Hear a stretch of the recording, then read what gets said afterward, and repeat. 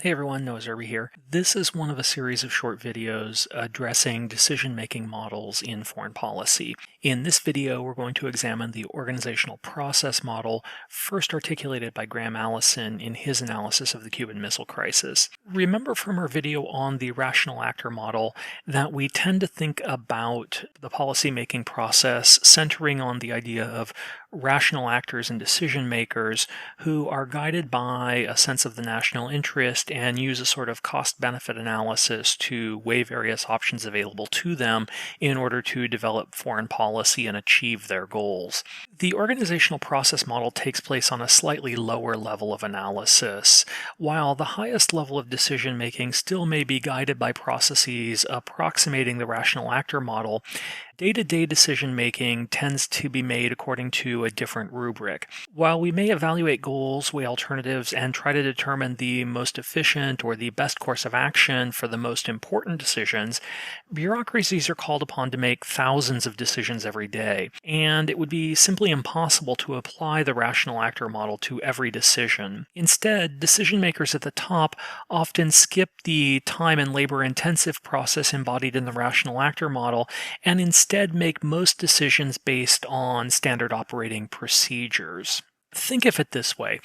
Every day, the State Department receives thousands of requests from embassies and outposts around the world. How should the United States respond to this offer or that offer from a foreign government? How should we respond to recent developments or elections? Should we meet with this trade representative? Should we sign that trade deal? Should we issue a statement on this event or that one, and so on? Only a very small portion of those can ever make it to the president, the secretary of state, or the various undersecretaries. Instead, they're often handled by low-level policymakers or low-level decision makers within the bureaucracy who attempt to apply the general principles or procedures to the specifics of the case. While ideally such decisions reflect the priorities of the senior leadership, often they take on a life of their own, and sometimes they may even work at cross purposes from the administration. As a result, many of the decisions made by the foreign policy bureaucracy, or the bureaucracy more generally, can be characterized, as Deborah Avant describes it, as management by muddling through. Standard operating procedures, or sometimes called standing operating procedures, or SOPs, are a set of common procedures or prescribed methods to be routinely followed for the performance of designated operations or in designated situations. SOPs are intended to streamline common functions and decision-making so that not every decision needs to be explicitly analyzed, planned, and explained each time. While standard operating procedures streamline decision-making, they can also create challenges, particularly in times of crisis. The year is 1983, and relations between the US and the USSR are at a particularly low point. The Soviet Union has recently deployed the SS-20 Sabre intermediate-range nuclear missiles to Eastern Europe, prompting the United States to speed up deployment of its own Pershing II intermediate-range nuclear missiles to Western Europe. Both missile systems were road mobile, meaning that they were hard to track, and once launched, would only give about a 4 to 6 minute response window. At the same time, the United States was regularly testing Soviet radar and air defense systems, flying American bombers directly towards Soviet airspaces from bases in the US and Western Europe, only to turn back at the last minute. The U.S. was also engaged in clandestine naval operations, which attempted to sneak U.S. ships into Soviet territorial waters in the Arctic and Pacific regions to see how close U.S. and Allied ships could get to Soviet bases before they were detected. All of this combined with the increasingly bellicose rhetoric from President Ronald Reagan, most recently in his speech calling the Soviet Union the evil empire, and this led Soviet intelligence to believe that the United States was preparing for a nuclear strike against the Soviet Union. The Soviet Union was thus on a hair-trigger alert, constantly watching for and ready to respond to an American nuclear first strike at a moment's notice. And then, on September 26, 1983, the Soviet early warning systems detected an American nuclear launch. Stanislav Petrov was a lieutenant colonel in the Soviet Air Defense Forces.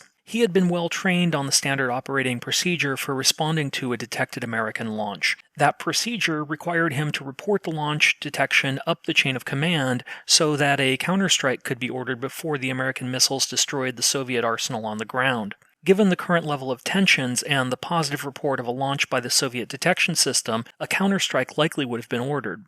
But Petrov demurred. He reasoned that an American launch was unlikely, as the Soviets had only detected 5 missiles inbound. Petrov suspected that a true first strike would be comprised of hundreds or even thousands of missiles, not just 5. Petrov refused to follow the standard operating procedures and disobeyed standing orders and Soviet military protocol. When the missiles failed to detonate, he learned that he had made the correct decision. It was later determined that a false launch detection was caused by sunlight reflecting off high-altitude cloud formations being picked up by Soviet satellites. Petrov's decision was examined in the 2013 film The Man Who Saved the World. But this is hardly the only example we could cite. It's October 27, 1962, and Vasily Arkhipov is the commander of the flotilla of 4 Soviet Foxtrot-class attack submarines on patrol in international waters in the Caribbean as the Cuban Missile Crisis is unfolding above them. The ships in the flotilla had been separated from one another, and Arkhipov is aboard the B-59. The ship had been underwater for several days trying to evade U.S. naval patrols above it. As a result, it had not been able to communicate with the other ships in the fleet or to receive updated orders from Moscow. Suddenly, the USS Beale, the American destroyer which had been trying to find it, begins launching depth charges around the submarine. 10 additional destroyers join the hunt, buffeting the submarine with additional depth charges. The Soviet submarine had been equipped with a nuclear torpedo and has standing orders to attack U.S. forces in the event of war. The ship's commander, Captain Valentin Stavinsky, concludes that war has broken out and orders the nuclear torpedo to be launched against the American ships. Political officer Ivan Maslenikov concurs. Normally, that would be sufficient to launch the strike. While Arkhipov has no formal authority over the ship's defense, he's commander of the fleet and refuses to approve the order. According to reports from the engagement, Arkhipov argued with the captain for over an hour before convincing him to surface the ship and await updated orders from Moscow. That move was a violation of the standard operating procedures of the Soviet Navy, but according to Thomas Blanton, the director of the U.S. National Security Archive, probably prevented the outbreak of nuclear war between the U.S. and the USSR during the Cuban Missile Crisis. In using standard operating procedure, decisions can be made with greater clarity, measurability, and consistency. SOP also permits the devolution of decision-making to lower levels in the chain of command. If you have clear organizational priorities and standard procedures, not every decision needs to be made at the highest levels, and instead lower-level officials can operationalize decision at their own level. But this comes with some costs. Standard operating procedures tend to reduce creativity and flexibility in implementation, but this comes with some costs. Standard operating procedures tend to reduce creativity and flexibility in implementation. Indeed, institutional inertia can often result from strict adherence to SOPs, and sometimes, as the 2 examples we just considered demonstrate, situations which do not directly conform to the scenarios envisioned when the SOPs were created come about, and applying the standard procedures can create additional challenges. So that concludes our overview of organizational processes and standard operating procedures in decision-making. Please leave any questions you have in the comment section below, and thanks for watching.